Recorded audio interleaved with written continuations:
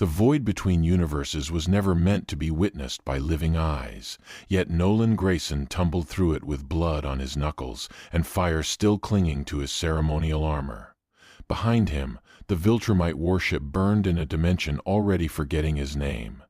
Ahead, a rupture yawned wider than any wound the cosmos should allow, and it pulled him in like a debt finally being collected. He struck the earth of a world not his own with the weight of a falling continent. Mountains flinched. Oceans stuttered. In hidden bunkers beneath the Nevada desert, SHYELD sirens screamed into rooms that had never heard them scream before. In Wakanda, the vibranium mound trembled as though remembering an older god. In Asgard, Heimdall turned his golden eyes toward Midgard and found something his sight could not name. Inside the Sanctum Sanctorum, Dr. Strange rose from meditation, tasting the copper of torn realities on his tongue. Nolan awoke in a crater ringed by steaming glass. The air here was thicker, older, threaded with strands of impossible magic that pulsed against his skin like living electricity. He rose slowly, cataloging the strangeness. Cities glittered without hiding. Heroes flew openly across morning skies.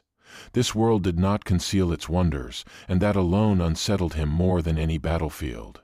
He moved to survey it, and his speed cracked the sound of the sky itself. When the Avengers arrived, they came expecting monsters. What they found was worse. Iron Man's blast scattered. Thor's hammer met flesh that would not yield. Captain America saw restraint in the stranger's eyes, and it terrified him more than fury ever could. Hulk saw discipline and remembered it was the deadliest weapon of all. Then, above them, the heavens split a second time. A darker wound opened, breathing cold that felt hungry. Something had followed him through, and the true invasion had only just begun. News anchors stumbled over their words as satellite images bled across every screen on Earth. The stranger had not fired a single shot, yet the world already trembled at the shape of his silhouette. In the Avengers Tower, Steve Rogers stood at the tall glass window and watched Manhattan hold its breath. Tony Stark paced behind him, sleepless, feeding new algorithms into every satellite he owned. Trust, Tony argued, was a luxury paid for in corpses. Steve answered that mercy was the only currency worth spending. Below the arguments, Nolan walked among people who did not know his face. He watched a boy in a red mask lift a bus off a screaming mother, then swing away before thanks could catch him. He watched firefighters run into buildings his landing had cracked. He watched strangers bandage strangers. Somewhere beneath his ribs, a memory of a small boy named Mark stirred, and it hurt in a way Conquest had never prepared him for. Dr. Strange found him on a rooftop above a grieving city. The sorcerer did not raise his hands. He spoke instead, softly, of dimensional wounds that never truly closed, of predators that lived in the seams between worlds. He told Nolan that his soul carried the scent of conquest and the ache of regret in equal measure, and that both would be tested here. The truce lasted only until fear found a weapon. A rogue coalition, convinced patience was surrender, fired an anti-cosmic lance into the city's heart. The blast missed Nolan entirely and tore through 3 blocks of apartments. He moved before thought could catch him, catching falling floors, lifting screaming children, shielding an old man with his own back. Then he crushed the weapons to silver dust. The Avengers watched from smoke and rubble. Some saw a savior, others saw a performance. And high above them all, Dr. Strange felt the rift widen and knew something ancient had begun to feed. Strange gathered them in a chamber lined with candles that did not flicker. His voice was low, deliberate, as though speaking too loudly might invite the thing itself. The rupture, he explained, was not a scar. It was a mouth. Something older than the first star had begun to eat, and every collision of worlds only sharpened its teeth. Thor's jaw tightened. He remembered Odin, in his final years, whispering of horrors that lived outside creation. Beings who did not conquer because conquest required desire. These things wanted only the quiet that followed erasure. To hear the legend confirmed on mortal ground shook even the son of thunder. Nolan stood apart from them, arms folded, listening. Captain America offered him a place in the mission with careful words. Redemption, Steve said, was not a gift, it was work. Tony Stark said nothing at all, though a new schematic pulsed quietly on his private servers, its edges shaped exactly to Viltrumite anatomy. Only Spider-Man spoke to Nolan without armor in his voice, and only Spider-Man noticed how the alien flinched when a child's laughter drifted through an open window. They followed the rift into places that should not have existed. Gravity slid sideways there. Colors bled backward.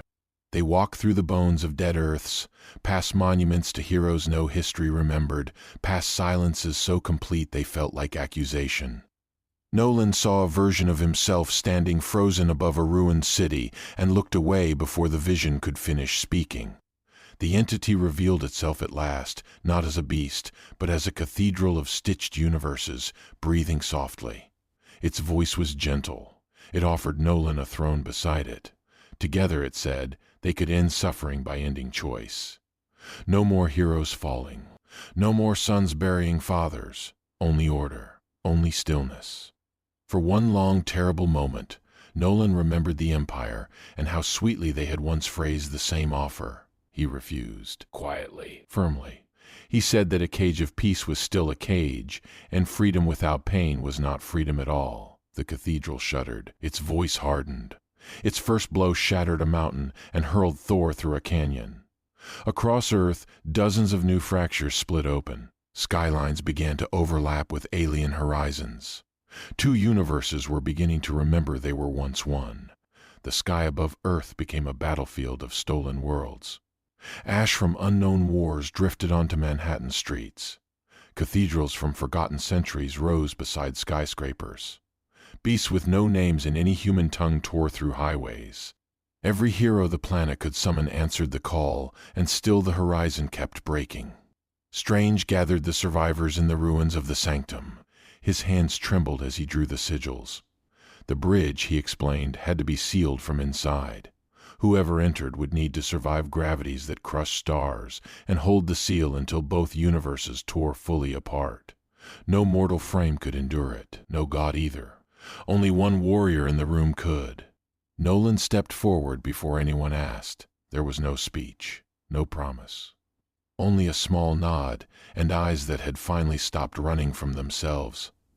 Captain America stared at him as though seeing a stranger wearing a familiar face. Tony Stark looked away, unable to speak. Thor placed a hand on Nolan's shoulder and said nothing, which said everything. The final battle unfolded across a wounded world. Thor rose into the storms and became their master, hammering back skies that tried to fall. Iron Man's voice threaded through every comms channel on Earth, coordinating heroes he had never met into a single desperate choir. Captain America stood in the rubble of a broken bridge and lifted his shield so frightened civilians could see something unbroken. Hulk pressed his shoulders against a splitting continent and refused to let it move.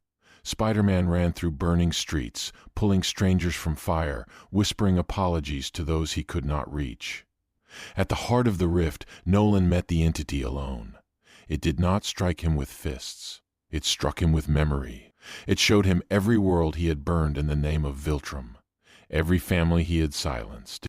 It showed him Debbie's face on the night he told her the truth. It showed him Mark, bloodied, asking why. Nolan did not turn from any of it. He looked at each memory, named it, and carried it forward. He said softly that he could not undo what he had done, but he could choose, now, what he would do with the strength that remained. The cathedral screamed. Its power fed on regret, and regret had become resolve. Strange as magic surged. The Avengers held the sky together with hands, and hammers, and hope. Nolan drove the entity into the deepest fold of the rupture, and stayed there as the seal closed around them both. A blinding light, a silence. Then Earth, whole again, breathing again, standing beneath a sky that no longer wept. Weeks passed before the world remembered how to sleep. Cities rebuilt themselves brick by brick. Strange anomalies lingered in quiet corners, a doorway that hummed at midnight, a stretch of desert where compasses spun forever, small proofs that reality had once come undone. The Avengers gathered on a rooftop where the wind carried the scent of rain. Tony Stark spoke first and admitted, with a rare quiet in his voice, that strength had never been what made a hero. Steve Rogers looked at the horizon and said redemption was not a reward given, but a road walked without the promise of arrival. Thor raised a cup to the four winds and sang an old Asgardian rite, honoring a warrior who had traded conquest for conscience. Spider-Man sat alone at the edge of the roof, legs swinging, mask in his lap. He thought about villains, and about mercy, and about how easily the line between them had almost erased itself. He wondered if every monster had once been a father. He wondered if every father could still choose again. Deep beneath the sanctum, Dr. Strange traced the last fractures closed. But one thread refused to seal, a faint pulse. A heartbeat that belonged to no world, and to every world at once. He did not tell the others. Some hopes were too fragile to speak aloud. Somewhere beyond the veil, in a place that had no name and no direction, a figure drifted through soft cosmic tides. Slowly, its eyes opened. The stars around it did not recognize themselves in his reflection. Whether it was Nolan Grayson, or something the abyss had reshaped in his image, no one could yet say. Earth would remember him as the conqueror who chose to protect. The Avengers would remember him as the ally they never expected to trust. And the multiverse itself, still humming with the echo of his sacrifice, would wait, patiently, quietly, for the day something wearing his face returned and ask which side of the story it belonged to.